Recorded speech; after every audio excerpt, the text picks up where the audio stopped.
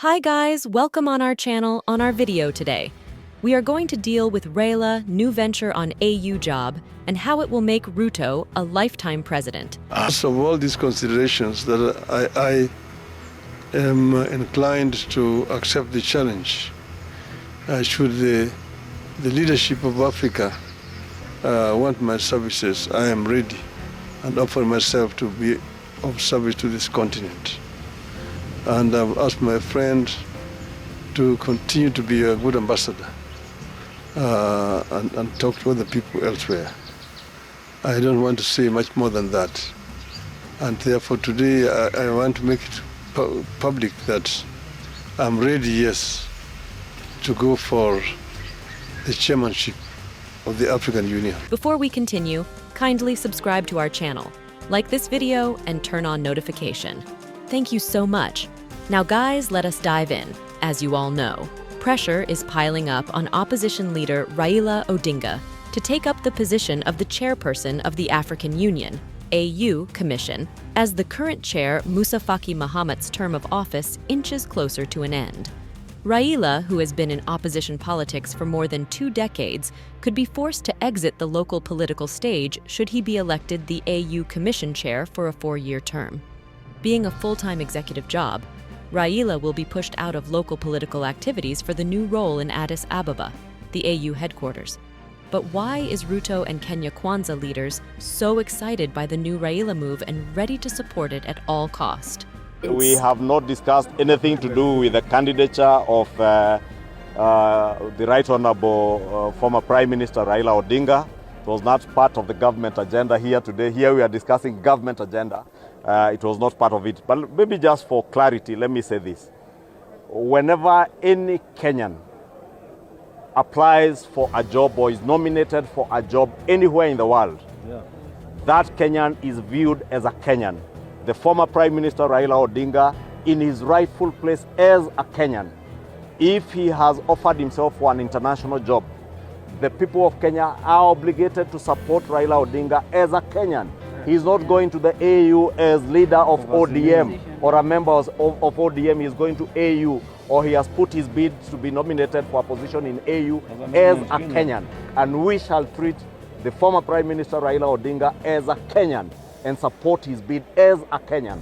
And as a coalition and as a party, specifically the ruling party, UDA, we have decided to put our foot down and support Raila Odinga from the sky, on the land, in the sea, whichever place and whatever avenue that we may be having, we will put our resources to support the candidature of Raila Amolo Odinga.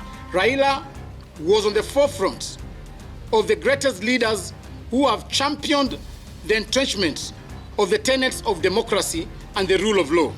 Today, as the continent goes into deep waters, seeking the emancipation from perpetual dependency on external supports, a man of his stature has the capacity to chart our path and that of Africa to great height. In my capacity as the Secretary General of the ruling party, I wholeheartedly support his bid. I also urge our party supporters and our general membership to support his candidature. When the deal is too good, think twice. Kenya Kwanza leaders don't like Raila from the word go, and some of them got elected and positions they have today because of insulting Raila, especially leaders from Mount Kenya and Western Kenya, before Raila announced his new venture. To them, he was bad. But after announcing, they pretend to be very nice to him. Listen to some of the leaders talk about it. Pia tukiwa hapa, huyu Duale na mimi na huyu Keinani tumetembea safari mrefu na huyu mzee anaitwa Raila Odinga. Sasa ametaka kuwa mwenyekiti wa African Union. This is the time for Kenya. Na hiyo kazi tutamuunga mkono kikamilifu kwa sababu si yake, ni ya Kenya. And is going to be Kenya's candidate, and we shall support him unequivocally and unconditionally to go and become the chairman of the African Union. Sisi zote, hata nimeambia rais, mimi nilikuwa Foreign Affairs Minister katika hii continent. I was the chairman of the African Peace and Security Council. Tutavaa viatu tutembee katika capitals za Afrika kumwombea kura Raila Amolo Odinga. Amehangaika ya kutosha kujaribu kuwa rais wa Kenya. Sasa tumsaidie akuwe rais wa Afrika na Kenya iendelee. Yeye amechangia vya kutosha, aenda achangie continent, and is equal to the task. He has the capacity. Na sisi hatuna shida, tumeshindana na yeye. 2013 mimi nilikuwa na yeye tukisema code hao wakatushinda. 2017 tukazunguka tukisema NASA hawa, tukasema NASA Ruto, NASA Uhuru, siki NASA nani. Baadaye Uhuru na Ruto wakanasa Raila mwenyewe. Highly placed sources have disclosed that there has been intense lobbying by people within President William Ruto's administration to convince Raila to offer himself for the AU office.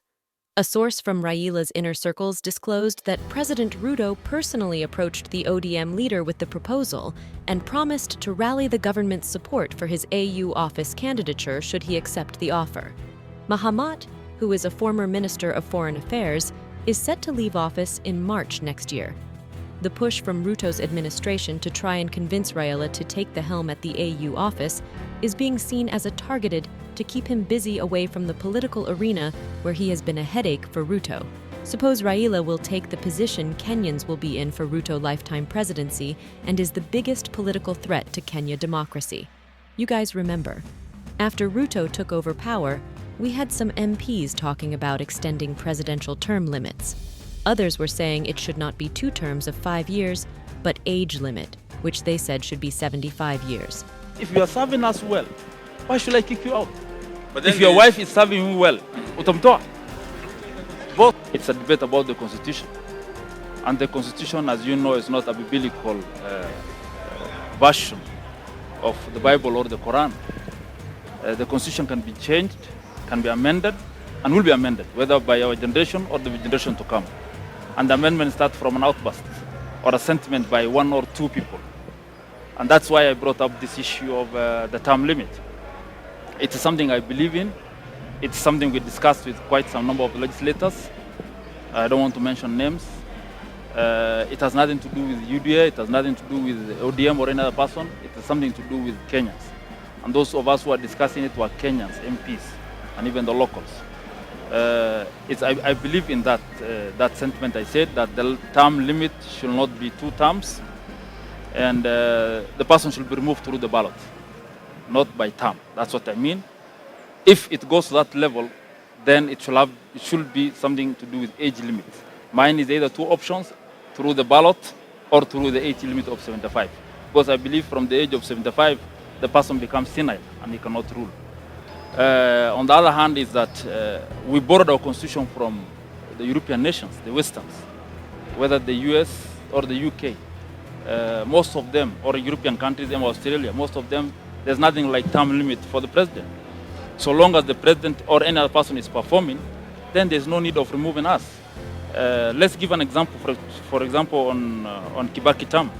I think we did a mistake during Kibaki time, in that he came in, we're giving him only 2 terms, and the 2 terms he have done marvelous. But the constitution removed him, in that he could not go further. But I believe if you could have given him 1 or 2 terms, again, maybe we could have reached the status of Malaysia or Singapore or any other person. So that's why I said, surely is it advisable to remove somebody because of a term limit while he's performing? If you go even to the corporate world, the CEO of Cooperative Bank has been there for a long time, but he has not been removed. Why? Because he's performing well, the bank is going well. Go to Equity, the same. So these are corporate itself, though it's a state different, but if you are performing well, you should not remove.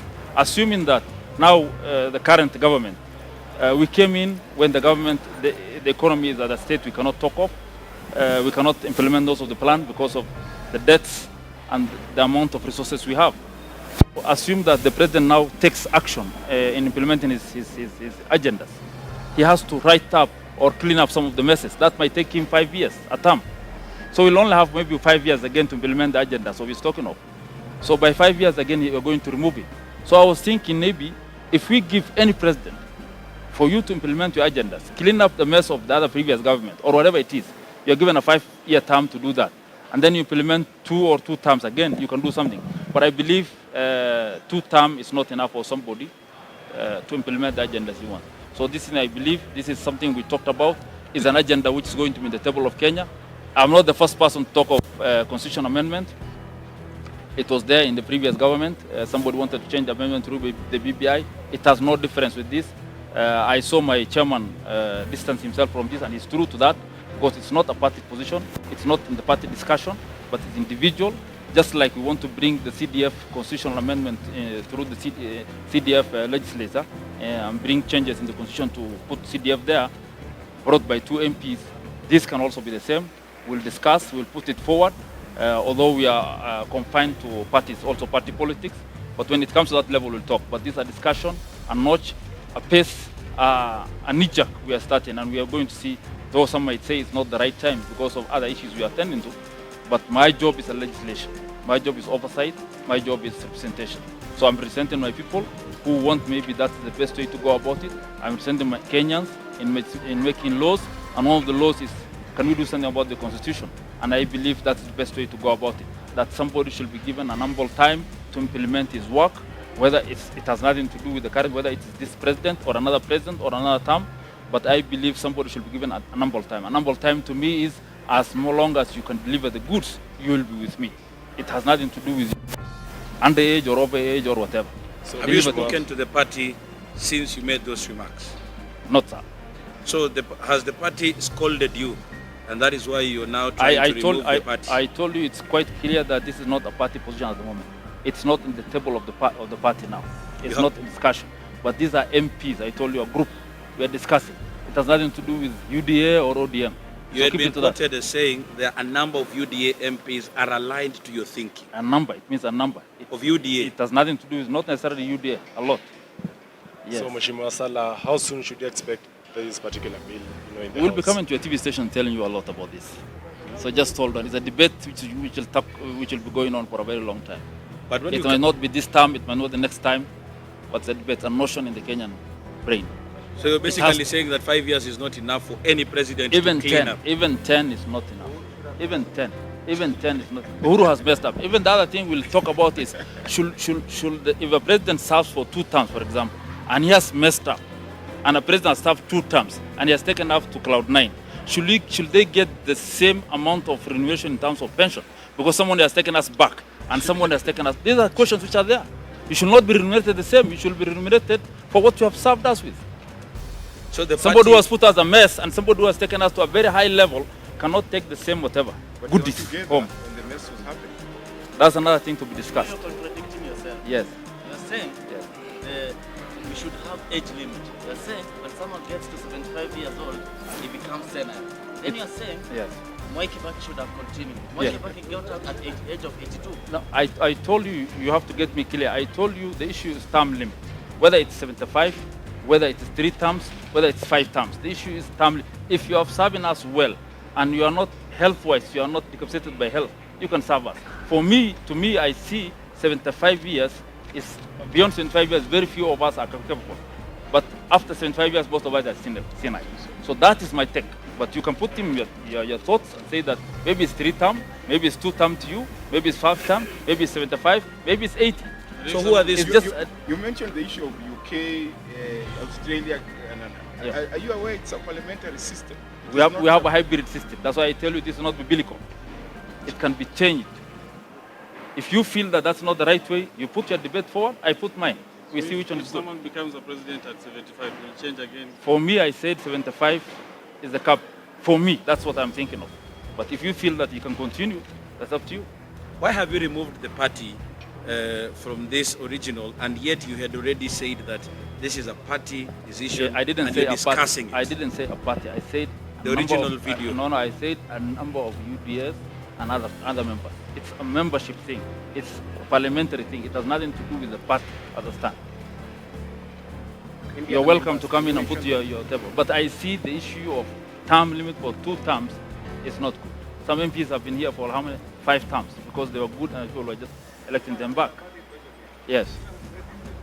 I'm not hearing clearly. Yes. Yes. Yes.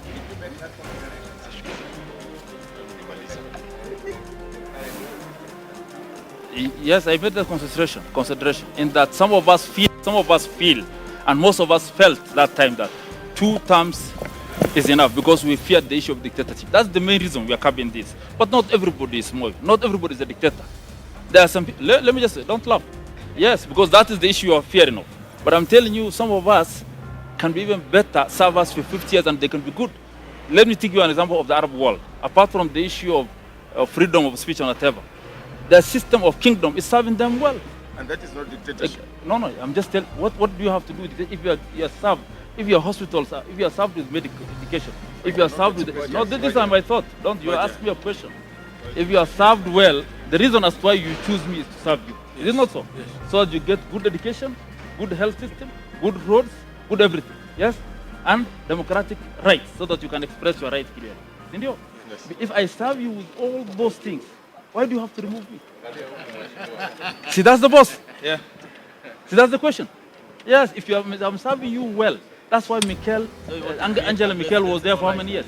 Over 20. Over why? Because she was serving well. Why is the Australian Prime Minister there for around 20 years? Because he's serving well. You see that? Fair point. Yes, it's a fair point. So the issue is, if you are serving us well, why should I kick you out? But then if your wife is serving you well, utamtoa. Boss, we should not be listening to everything everybody says. With Raila out of Kenya politics, Ruto and his allies can do anything, including changing constitution, to stay in power. Though position is likely to raise Raila's stature, the move, according to those privy to the president's thinking, will effectively mellow down the opposition chief, who will be required to adopt a diplomatic mien that is demanded of the continental job. Besides, it will gag him from active political campaigns for himself or another candidate, perceived to be Wiper leader Kalonzo Musyoka, with Raila currently standing out as Ruto's fiercest political threat. Pundits and governance experts believe by taking the AU position, the opposition leader would have automatically bolstered the incumbent's chances of re-election in 2027. However, others like Prof. Fred Ogola of Operation Linda believe that Ruto should not be concerned about Raila as his only political rival, as there could be other surprise opponents who can give him a tougher run than Raila. Being full-time job. Raila should consider a number of factors, including whether he will maintain his political turf, his family, and what will happen to his ODM party if he leaves for the Addis Ababa office. I would advise Raila to take the office because this is in his hands and it is coming before the elections. If they were sequential games where it was happening simultaneously with elections, it could be different. However, he can go to that office and then let him see what happens there. He might not like it and come back. Now, the problem of going there and coming back is what will be the perception on the ground. How will he deal with that perception? Can he continue being relevant? The AU Council Chair is not a part-time office where he will often be reconnecting with his turf, he explained. Should Raila accept the overtures, then the government could present his name to the AU Commission's Secretariat when the position is declared vacant. The African Union Member President Summit will meet in July this year to declare the AU chief's seat vacant, and thereafter, the door will be open for interested candidates to submit their applications. The appointment came 6 months after he and Uhuru reached a political truce, popularly known as the handshake. Uhuru played a crucial role in influencing the appointment. In the role, Raila was tasked with the integration of the continent through infrastructure to promote economic growth and sustainable development. He held the position until February last year, when AU announced the end of his tenure. In a statement by the chairperson of the African Union Commission, Musa Faki Mohammed, AU said the end of the role came after the continental body completed the transformation of agency to the African Union Development Agency. Hence, he was no longer needed.